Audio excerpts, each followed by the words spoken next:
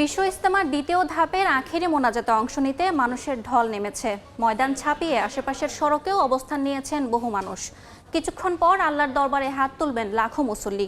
এ নিয়ে আরও জানাতে টঙ্গীতে ইজতেমা ময়দানে আছেন সহকর্মী তোহা খান তামিম। সরাসরি যাচ্ছি তার কাছে। ৫৮তম বিশ্ব ইজতেমার প্রথম পর্বের যে দ্বিতীয় ধাপ, সেই দ্বিতীয় ধাপের আর কিছুক্ষণ পরে আখেরি মোনাজাত অনুষ্ঠিত হবে। যদিও আয়োজকরা বেলা ১২টার পরে বলেছিলেন এখন যে সকাল থেকে আমবয়ান চলছে, সেই আমবয়ানের একেবারেই শেষ ভাগে এসে পৌঁছেছেন তারা, এবং একটু পরেই কিন্তু এই আমবয়ান শেষ হবে এবং দোয়া শুরু হবে আর কিছুক্ষণ পরেই। দোয়া পরিচালনা করবেন, মোনাজাত পরিচালনা করবেন বাংলাদেশের একজন তাবলিগ জামাতের শীর্ষ মুরব্বী মাওলানা জুবায়ের। প্রায় বলা যায় যে ১২টার পরে এই যে মোনাজাত, সেই মোনাজাত অংশ নেওয়ার জন্য মানুষ ইতোমধ্যেই মূল যে ১৬০ একরের যে মূল ময়দান টঙ্গীর, সেই মূল ময়দান তো বটেই, পাশাপাশি এখানকার আশপাশের যে সমস্ত স্থানগুলো রয়েছে সেই স্থানে কিন্তু তারা ইতোমধ্যেই অবস্থান নিয়েছেন।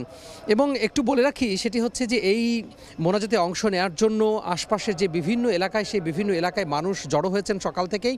যদিও গত পর্বের মতো আমরা যে প্রথম ধাপে যে দেখেছিলাম যে একেবারে আনাচে কানাচে অলিতে গলিতে, বিশেষ করে কামারপাড়া ব্রিজ সংলগ্ন যে রাস্তাটি রয়েছে, পাশাপাশি টঙ্গীর অর্থাৎ আবদুল্লাপুর থেকে গাজীপুরের যে রাস্তা রয়েছে, মূল সড়ক রয়েছে, সেই সড়কে একেবারে ছাপিয়ে মধ্যরাত থেকে মানুষ অবস্থান করছিলেন, সেই ধরনের কোনো দৃশ্য আমরা আসলে লক্ষ্য করছি না এবার। তারপরও আমরা দেখতে পাচ্ছি যে মূল ময়দান তো একেবারেই কানায় কানায় পূর্ণ হয়েছে। পাশাপাশি অন্যান্য যে সমস্ত আশপাশের যে সমস্ত রাস্তাগুলো রয়েছে, সেই রাস্তাগুলোতে ইতিমধ্যে মানুষ অবস্থান নিয়েছেন এবং মোনাজাতের জন্য তারা আসলে প্রস্তুতি নিচ্ছেন বা মোনাজাতের জন্য তারা মুখিয়ে আছেন।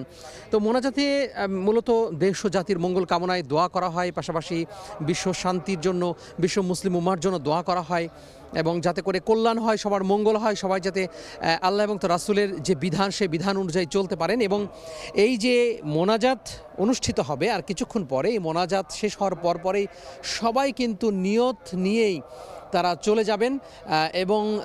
চলে যাবেন এবং বিভিন্ন যে দিনী সফর, সেই দিনী সফরে তারা বের হবেন। ইতিমধ্যে আমরা দেখেছি যে প্রথম পর্বের যে দ্বিতীয় ধাপ রয়েছে, প্রথম ধাপ রয়েছে, সেই প্রথম ধাপের যে মোনাজাত, সেই মোনাজাতে কিন্তু মানুষ অংশগ্রহণ করে বিভিন্ন সফরে চলে গেছেন ইতিমধ্যেই।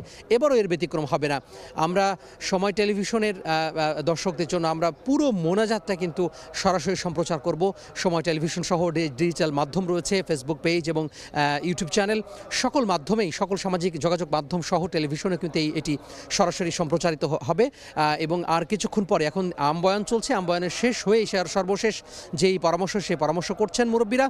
এর পরপরই কিন্তু যে মোনাজাত, আখেরি মোনাজাত, সেটি অনুষ্ঠিত হবে এবং এই আখেরি মোনাজাত অনুষ্ঠিত হওয়ার মাধ্যমেই প্রথম পর্বে যে দ্বিতীয় ধাপের আনুষ্ঠানিকতা শেষ হবে। এই ছিল টঙ্গীর ইজতেমা মাঠ থেকে আমার হাতে সব শেষ। সরাসরি যুক্ত ছিলাম টঙ্গীতে।